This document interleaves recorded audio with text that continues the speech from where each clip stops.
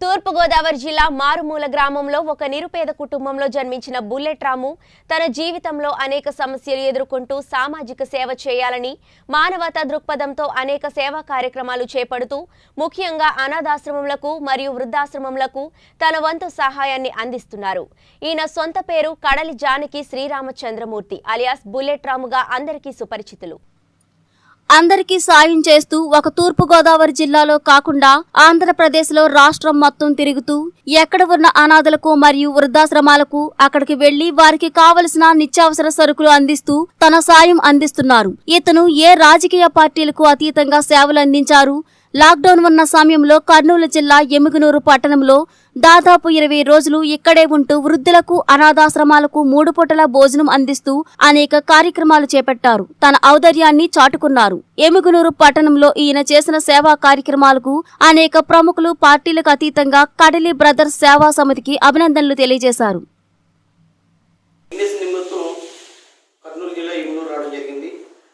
గతంలో కూడా లాక్డౌన్ కూడా కర్నూలు నుంచి మేము సేవా కార్యక్రమం చేయడం జరిగింది.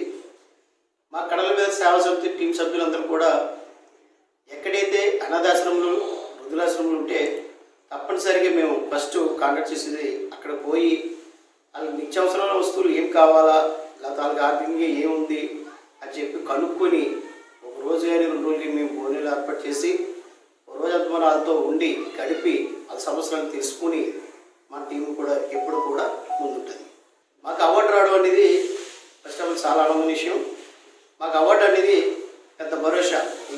ఇంకా ఎన్నో సమస్యలు చేయాలి అని ఒక బాధ్యత కూడా ఏర్పడుతుంది. మాకు అవార్డు రావడం మాకు ఒక సంస్థ అయితే ఇంకా బాధ్యత పెంచుతుంది. అవార్డుని మీరు అవార్డులు ముఖ్యం కాదు, మాకు కావాల్సింది నిరుపేద కుటుంబం ఎవరైతే ఉన్నా ఆర్థికంగా ఎవరికి ఆరోగ్యం బాగోపోయినా ఎవరికి ఏ ఇబ్బంది ఉన్నా కూడా మేమైతే అదే ఫస్ట్ స్టాప్ తీసుకుంటాం. తప్పనిసరిగా వృద్ధులాశ్రమం అనాథాశ్రమం ప్రతి ఒక్కరు కూడా ఆదుకోవాలి. బర్త్డేలు కానీ పెళ్లి రోజులు కానీ వేస్ట్ ఖర్చులు జీవితంతో కూడా చేస్తుంది. అటువంటి ఖర్చులు కాకుండా అనాథాశ్రమం వృద్ధాశ్రమాలని మీరందరూ కూడా ఒక రోజు పూట భోజనం పెడితే ఎంతో ఒక తల్లిగా ఒక తమ్ముళ్ళుగా మనం ఆదరిస్తే మన అనాథాశ్రమాలు అంటే మనం చూస్తూ ఉన్నాం. తల్లిదండ్రులు కానీ ఎవరు కూడా వాళ్ళకి ఉండరు. మనమే అంత అనాథల ఆశ్రమంలో మేము అనాథలు కాదు అని అనిపించేలాగా చేయాలని మా కడల మీద సేవ సమితి ద్వారా అనేక మందికి మేము ముందుకు పోతున్నాం. మీకు అనాథాశ్రమం అంటే ఎందుకు అంత ప్రేమ? అనాథాశ్రమం అంటే ఆల్రెడీ అనాథాశ్రమం ఇప్పుడు ఆల్రెడీ మనంతా కూడా నాకైతే మా తల్లిదండ్రులు అందరూ ఉన్నారు, అలా చాలామంది కూడా ఉంటూ ఉంటారు. మాకైతే ఏ కలత ఇప్పటి వరకు ఏ లోటు లేకుండా మాకు అన్నీ కొనిపెట్టారు అని అనాథాశ్రమంలో పిల్లలు వచ్చినప్పటికీ వాళ్ళకు కోరికలు ఉంటాయి, వాళ్ళకి సమస్యలు ఉంటాయి, వాళ్ళకి తీర్చోలు ఎవరు ఉంటారు.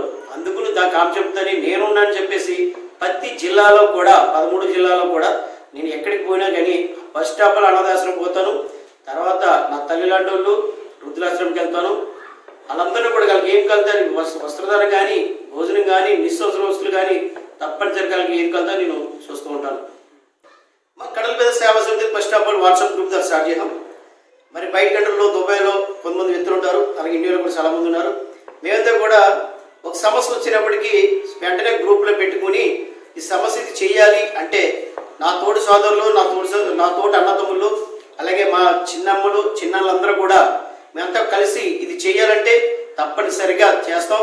వాళ్ళకి ఎంత సమస్య అయినా సరే ఆర్థికంగా మేము ఆదుకుంటాం. ఎమ్మిగనూరులో స్టార్టింగ్ మీ 19 న్యూస్లో ఒకసారి ఇంటర్వ్యూ కూడా చెప్పడం జరిగింది. లాక్డౌన్ నిమిత్తం ఫస్ట్ ఆఫ్ ఆల్ నేను ఒక ఎమ్మిగనూరులో లాడ్జీలో ఉంటే ఆదివారం రోజుని మోడీ గారు లాక్డౌన్ విధించారు. మేము లాడ్జీలో ఉండగా చాలా పకడ్బందీగా పోలీసు వారు కూడా లాక్డౌన్ చేస్తుండగా మరి ఇక్కడ కొంతమంది భిక్షాటం ఎత్తుకునే వ్యక్తులు కనీసం వాటర్ కూడా దొరకకపోతే మరి ఈవినింగ్ టైంలో మరి నేనే ఒక 10 కిలోలు రైస్ చేసి మరి నిత్యావసరం కొనడానికి కూడా ఏమీ లేకపోతే మరి పెరిగి తీసుకుని వెంటనే తొరపాతి కలిపి అందరికీ కూడా ప్రతి ఒక్కరికి అందజేయడం జరిగింది.